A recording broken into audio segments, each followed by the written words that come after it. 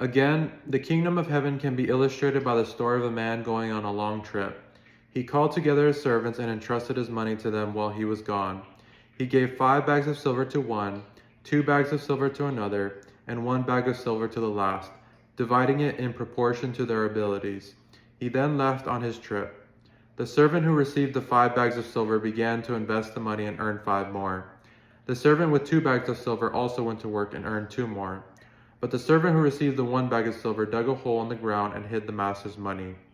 After a long time, their master returned from his trip and called them to give an account of how they had used his money.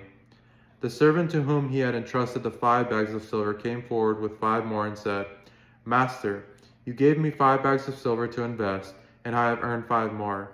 The master was full of praise. "Well done, my good and faithful servant.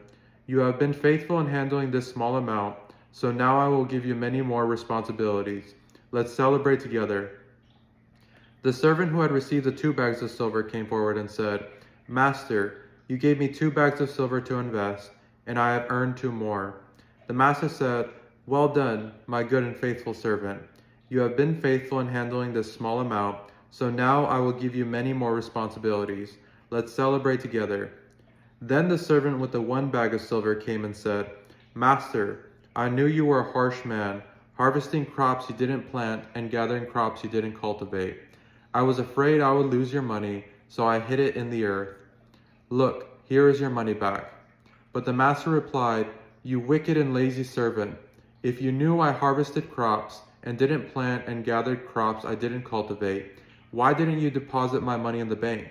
At least I could have gotten some interest on it." Then he ordered, "Take the money from this servant and give it to the one with the 10 bags of silver. To those who use well what they are given, even more will be given, and they will have in abundance.